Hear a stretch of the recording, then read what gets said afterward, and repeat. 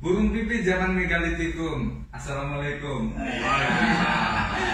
Kita pagi ini ngobrol di mana nih bang? Kita di warung kopi nih. Iya, pagi-pagi kita namanya ngopi kan?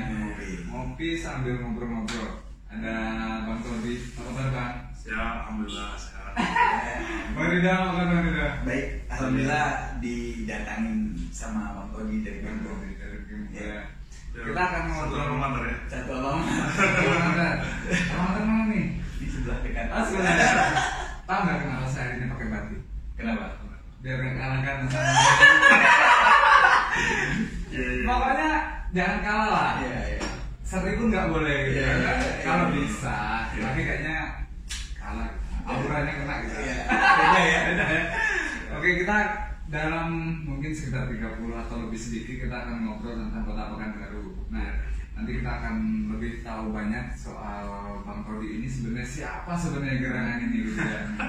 Bisa-bisanya kita ngobrol di sini gitu dengan Bang Todi. Benar, Kan benar. akan jadi penasaran ya siapa sebenarnya. Iya. Nah, mungkin akan kita mulai ya. Mulai. Kita pindah kamera mana nih? Semuanya kan? Semua. Oke.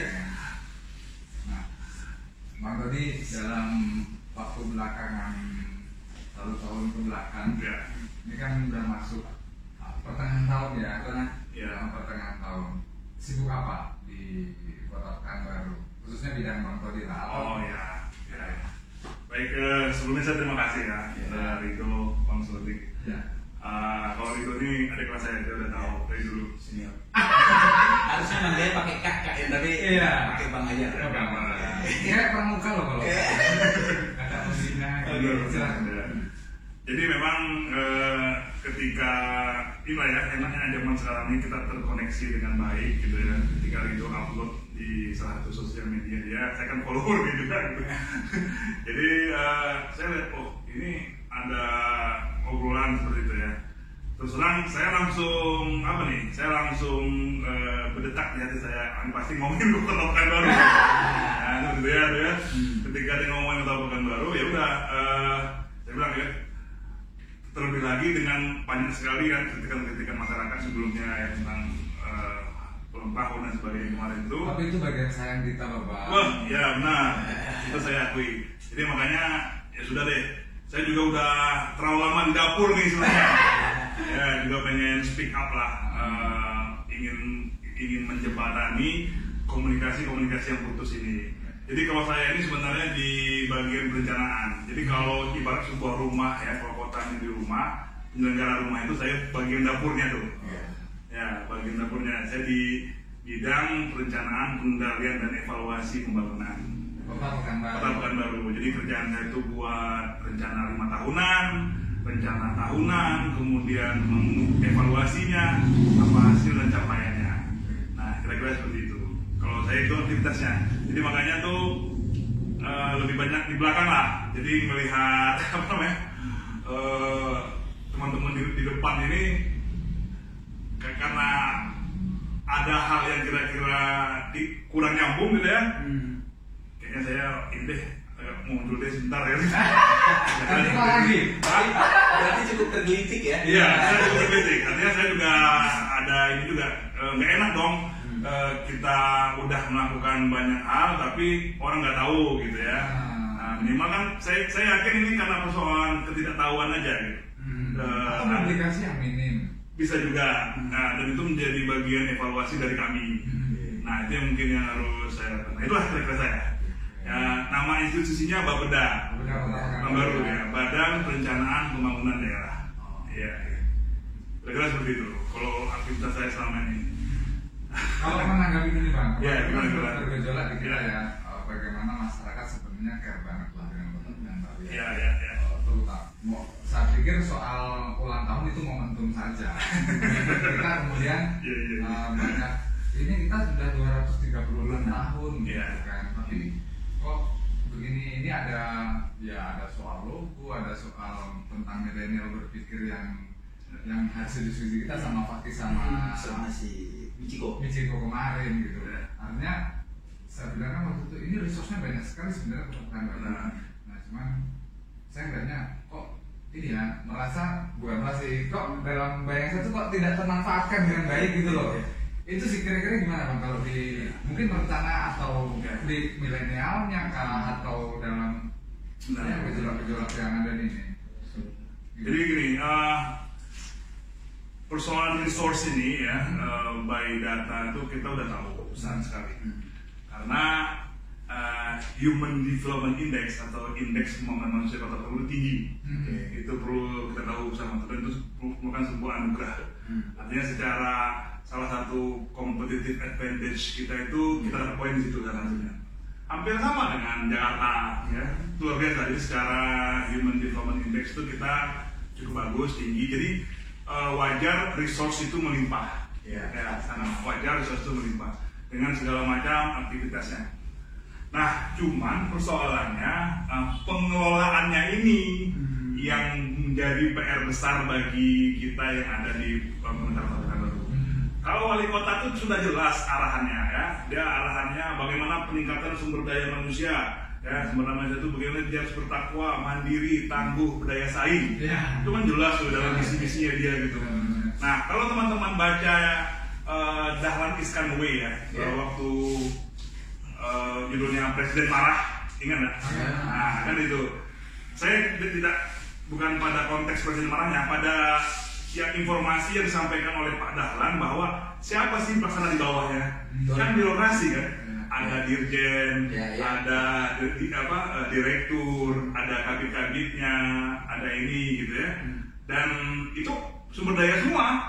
Dan mereka bukan orang-orang yang bodoh juga. Mereka juga sebaya-baya para ini juga.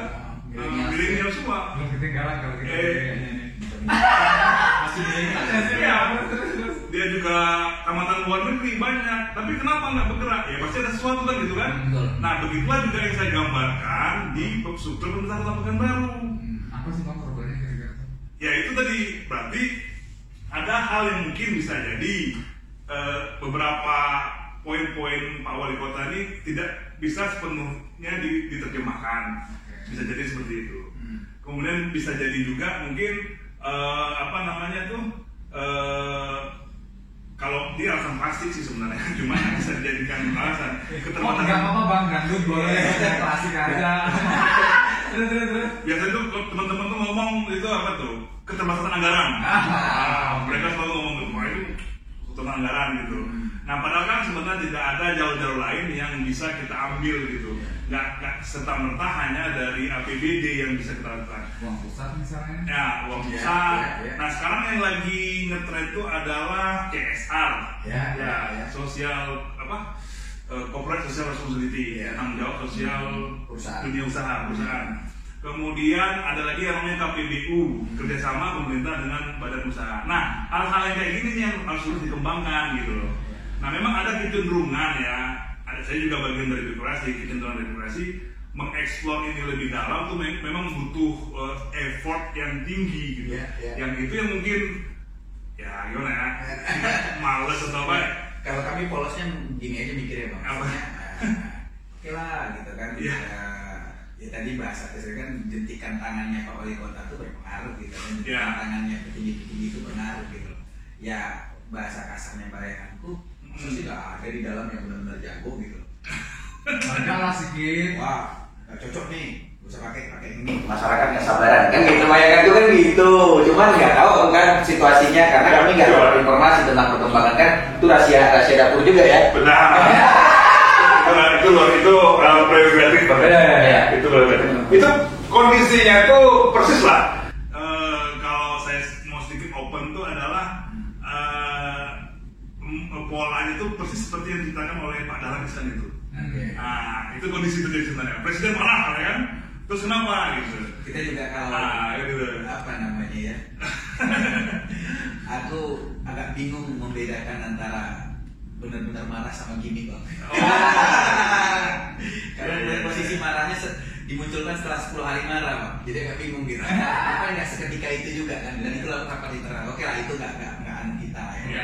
Bukan konten kita saat ini, tapi bayanganku paling enggak kami dari masyarakat lah yang peduli gitu. Kami pengen ada progres yang jelas dan kami kemana melihatnya gitu. Karena bukan niat mengontrol ketika itu bagus, ya kita dorong. Kita mungkin kita yang paling di depan untuk ngasih tahu, kota kami udah kayak gini, dan itu kami nggak ngelihat di mana kami ngelihatnya itu. Akhirnya jadi bertanya-tanya, polemiknya seperti bola liar, udah tak terkendali gitu. Akhirnya berfantasi masing-masing. Iya, salah. Ini berbahaya ya. Efeknya tuh gini, jadi ada minus sedikit, itu long blow off-nya bisa jadi langsung besar. Iya. Jadi kesalahan sedikit, karena emang sebelumnya kita tidak pernah tahu sosialisasi misalkan. Contoh kecil mungkin yang waktu itu ini ya soal pengecatan rumah soal bantuan. Itu kan langsung buar gitu. Karena memang sebelumnya adem-adem aja gitu kan. Nah mungkin kalau kayak pembangunan kota nih gitu terkaitnya dengan bidangnya Bang Todi, mungkin berharapnya jangan sampai dong. Gitu kan. Apalagi kita ngelihat kan, aku nggak tahu ya tadi ngelihat memang super sibuk kan beliau ini.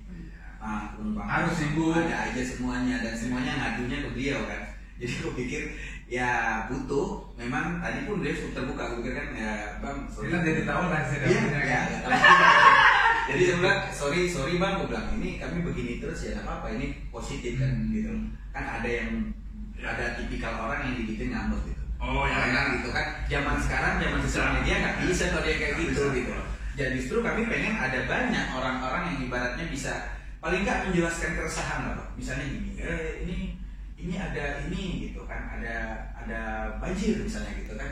Ya dijelasin ya kalau memang ternyata bukan batas ininya, terus solusinya apa? Kami kan masyarakat. Kayak gimana? Ada gitu. Kalau banjir itu gimana sih sebenarnya?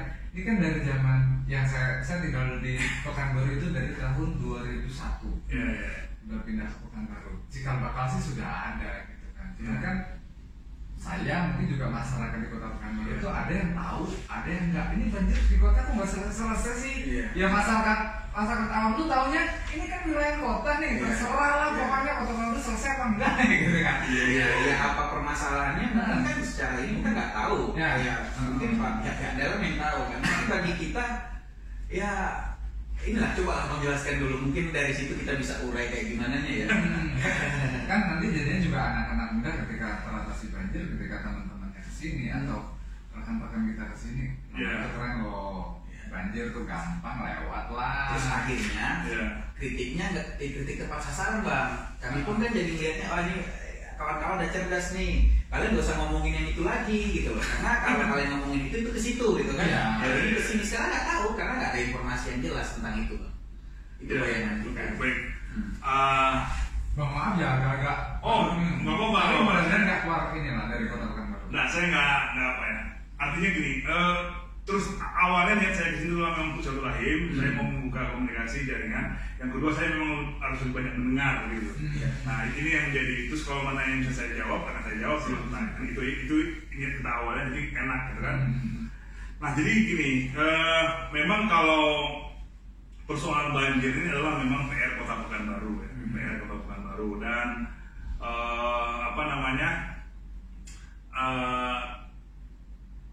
kami akui ada beberapa kebijakan sebelumnya itu sifatnya masih parsial. Provinsi barunya atau nasionalnya?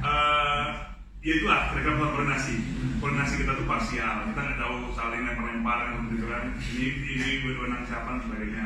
Suka itu pun berani itu kan lempar. Tapi itu wajar dan masing-masing tuh punya argumentasi gitu. Ya, dan mereka ya benar ada dasar hukumnya, ada dasar dan sebagainya kan itu. Nah jadi oleh karena itulah mungkin, di periode Pak Wali kedua ini dalam rencana jangka panjang itu ada ini kita mau merencanakan yang disebut dengan master plan penanganan banjir Kota Pekanbaru. Nah jadi ada sekitar berapa nih targetnya itu ya sampai beliau selesai ini saya open ya. Ini juga nanti akan berhubungan dengan kinerja teman-teman di kerja umum dan penerangan. Itu sekitar 85% titik genangan itu bisa diselesaikan. Kita ngomongnya titik genangan ya, bukan banjir. Bukan banjir. Genangan ya, ini seperti jelaskan dulu nih Bang, biar kita sama pemahaman. Kalau namanya banjir tuh kayak banjir flood besar kayak gitu. Tapi kalau genangan tuh kalau air hujan, dia ini akan surut lagi, itu namanya genangan. Siap. Jadi kalau yang terjadi di Kota Pekanbaru ini itu memang genangan. Tapi nggak apa-apa deh, masyarakat bilang banjir, oke. Oke, berarti pemahamannya sama, cuma penggunaan diksinya aja kan Iya. Oke, pemahaman masyarakat sama tuh berarti genangan. Sama ya. Karena persoalan genangan genangan di situ letaknya. Jadi dan ini juga berhubungan dengan persoalan tata ruang kita. Nah, tata ruang kita ini memang masih tarik menarik nih, belum selesai sampai sekarang. Ya. Karena kalau mau jujur, tata ruang ini memang mengatur semuanya tuh. Air tuh akan mengalir ke tempatnya semula dan itu diatur di sana. Tapi kalau tempatnya itu juga diambil, maka nggak bisa. Iya. Nggak boleh ini masuk kawasanku. Pasti akan terjadi namanya titik genangan. Yang ngambil siapa Bang? Yaitu yang mencoba untuk merubah sedikit tata ruangnya ini gitu, pola ruangnya kita gitu. Oke. Nah. Oke. Kamu jangan coba saya. Oke, lanjut. Bang. Nanti off air aja tuh. Siap. Oke. Tapi saya mau disclaimer dulu ya. Disclaimer dulu artinya ini bukan kebijakan Bapeda saya ngomong. Ini yang saya sendiri sebagai asumsi. Tapi informasi karena saya tidak saya tahu gitu ya. Nah, jadi itu terjadi. Oleh karena itulah makanya ya persoalan genangan ini masih menyisakan PR yang banyak di kita. Ya, karena memang belum perencanaan yang terpadu ya secara terintegrasi itu memang belum selesai. Itu kita harus akui itu gitu loh. Sampai kapan tuh Bang? Target kita, nah 2020 ini, nah kapan-kapan menang deh Pak Indra Bumi. Kadis PUPR-nya. Dia senang tuh. Iya, tapi salam dulu kan. Halo Bang Indra Bumi. Tapi kita boleh bahas lo tuh nggak? Dia ketuanya tuh. Dia pasti senang kalau seperti ngomong-ngomong kayak dia senang. Dia jiwa apanya ada tuh muda ya. Siap. Jadi selesainya itu adalah tahun ini. Master plan-nya. Master plan-nya 2020. Ya, cuman untuk tahun 2020 ini kita menargetkan ada sekitar 65% titik genangan terselesaikan. Nah, disitulah bentuk akuntabilitas kami. Nanti tinggal evaluasi di akhir. Bener nggak 65%? Nah, jadi gini. Itu jalannya. Pemirsa. 65%. Titiknya udah 65% ya. Berarti masih terselesaikan. Misalnya sekarang, maaf saya nggak bawa datanya. Misalnya ada sekarang 100 titik genangan gitu. Berarti 65%-nya ada 65 titik udah selesai gitu. Seharusnya. Jadi kalau hujan lebat pun nggak akan ada genangan. Kira-kira seperti itu. Kalau kasus yang ini berarti itu 35%-nya apa Bang? Yang mana? Jalan Sibung Ujung Bang. Ya. Itu termasuk titik itu udah kayak itu masyarakat ngomongnya itu banjir Bang. Karena emang udah air bah di tengah jalan gitu kan. Ya. Oke, itu juga bagian dari bagian dari yang harus ada di dalam master plan itu gitu. Dan yang namanya master plan, dokumen perencanaan itu dokumen publik. Kita boleh mengaksesnya. Nah, ini yang sebenarnya gitu. Kemana kami mengaksesnya? Ya itu. Kapan-kapan nanti ini maaf Pak Indra. Senang Pak Indra mau. Tapi kalau diundang kawan ini ada ya. Bawa datanya yang 75%, 65% tadi ya. Iya kan ya. Tapi saya begini, maksudnya saya apresiasi dengan Pak Tony menyampaikan soal angka. Paling tidak ini menjadi kebahagiaan masyarakat Kota Pekanbaru ketika masalahnya selesai dong. Iya.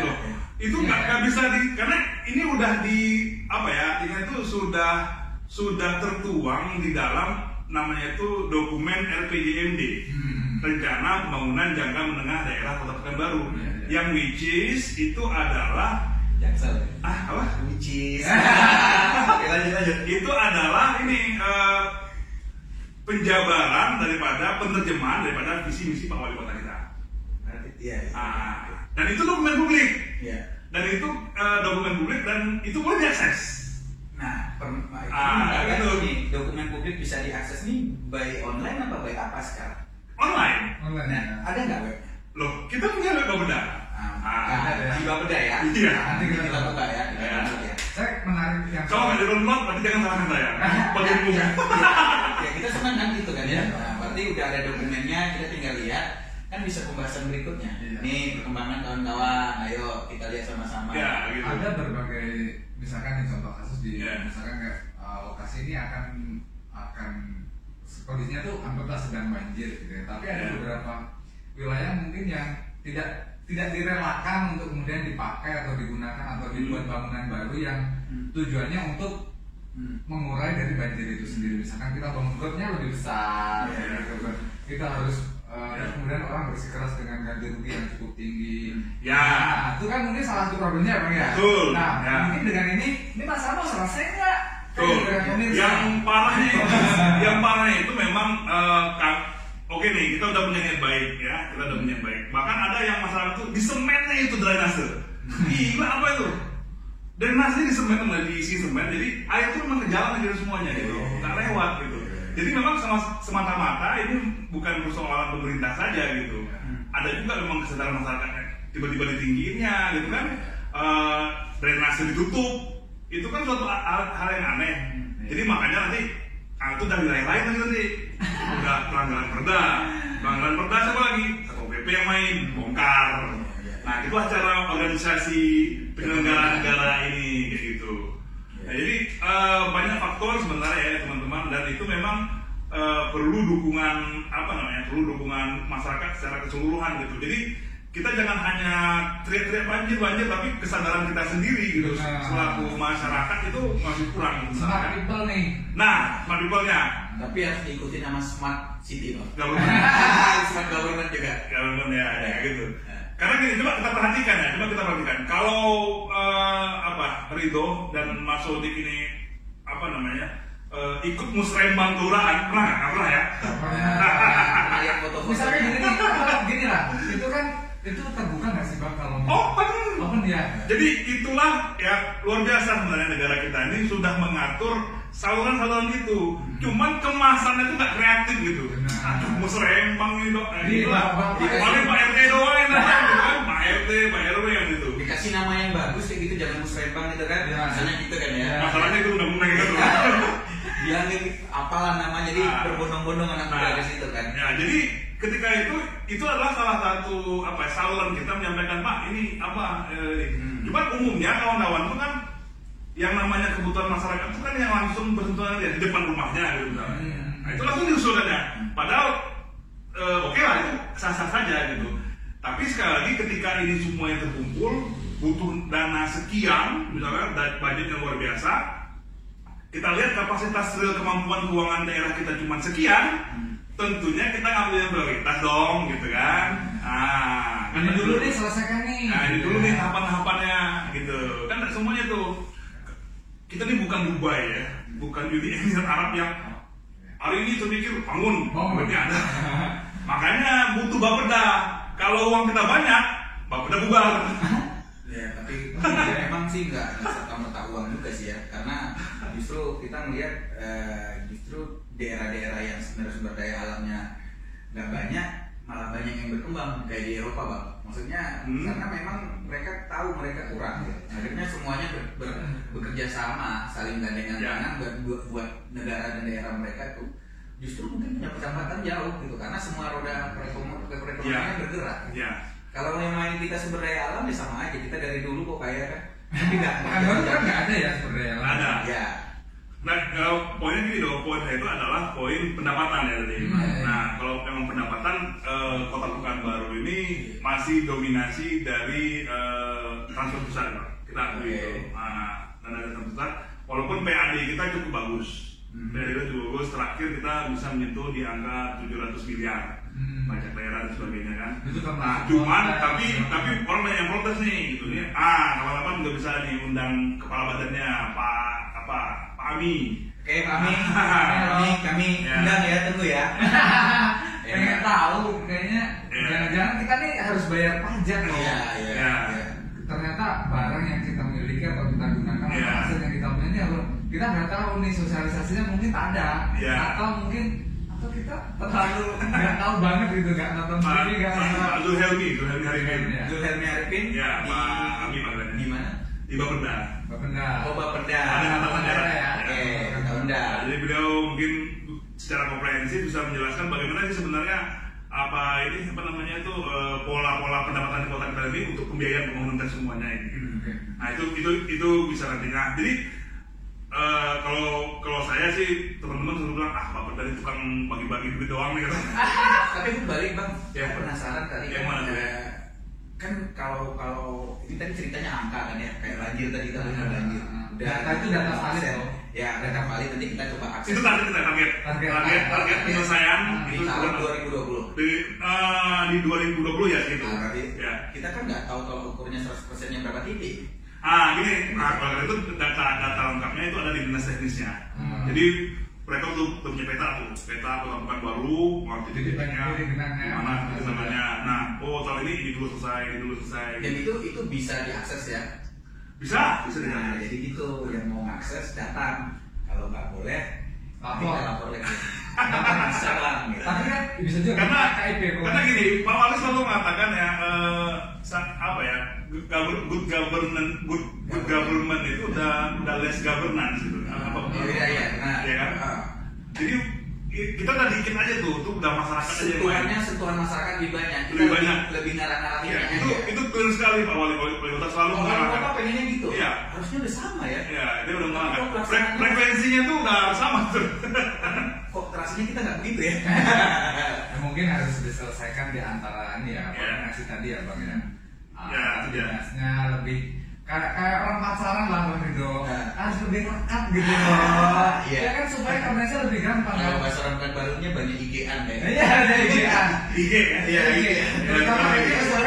Kayak kota dengan provinsi, kayaknya tuh yang periode ini nggak ada sejarahnya IG loh. Antara gubernur dan wali kota gitu ya. Saya nggak tahu koordinasinya. Iya. Kalau mungkin sebelumnya nih beda partai atau segala macam. Ya bagaimanapun faktor-faktor seperti itu pasti ada. Kita nggak bisa kesampingkan itu. Cuman permasalahan kan di tahun ini sebenarnya akur gitu kan gitu. Harusnya lebih lancar semuanya kan bayangan kita. Kan nggak ada kepentingan mau maju-maju lagi nih. Kan gitu. Ada istilah patah minang apa? Perahu lewat, kiambang bertaut gitu. Memang awalnya kita secara politik bisa, tapi nyatu lagi. Udah pasti itu. Dan ini saya pikir semua kita udah dewasa soal itu ya. Di dalam demokrasi ini kita udah hampir 20 tahun ya. Sejak 98 kan. Jadi persoalan yang tajam pun itu udah gak ada masalah. Contoh kemarin Pak Wali pas penanganan COVID ini luar biasa koordinasi dengan gubernur kan. Ya, dan sama gitu. Tapi saya kayaknya walaupun mereka juga dulu rivalry gitu. Saya kayak menemukan Bang. Mungkin loh ya, ini asumsi saya sih sebenarnya. Orang yang suka kopi gitu kan. Meetingnya kayaknya di kantor terus, makanya nggak selesai nih. Coba di warung kopi Bang, sesekali Bang. Mungkin akan lebih cair. Kalau orang-orang yang seperti teman-teman, saya yakin banyak solusinya. Dan buat kusir aja ya. Buat kusir gitu. Ini kedai kopi yang klasik kan isinya kita tahu sendiri lah ngomongin orang. Masalahnya apa sih bro? Itu nggak selesai. Kita sama gitu. Benar. Kalau saya pikir kedai kopi bisa ada juga persoalan apa ya? Bisa menyelesaikan persoalannya. Nggak kayak tadi banjir itu balik lagi. Itu kan gini aja deh konkretnya. Ini kan semua dengar nanti. Yang kayak saya berani. Saya bertanggung jawab. Kayak yang ini aja deh, yang di ujung ujung itu. Iya. Aku pengen ada bahasa target, tapi nggak bisa dibangun tadi kali ya. Maksudnya udah deh akhir tahun selesai gitu. Jadi aku bisa bilang, ini udah selesai nih gitu. Karena masyarakat kalau ngomong melihat data, mereka juga malas kan. Jadi kalau ada hal yang konkret gitu, jadi kita barang-barang yang kalian ceritain itu kami juga nggak tahu nih. Kayak gitu. Jadi aku pengen mungkin kayak siapa Pak Komi ya? Pak Indra Komi bisa kita undang, kita kasih target. Yang di punggung ujung Agustus akhir udah nggak ada banjir, kan dulu kita nunggu banjir nih. Tantangan challenge-nya bisa nggak nih? Nah kalau kadis PUPR itu memang favorit itu, di mana-mana gitu. Dia karena udah langsung bersentuhan dengan masyarakat kan. Banyak menyelesaikan masalah. DPR juga favorit, dengan Pak Wali Kota dia pasti juga favorit.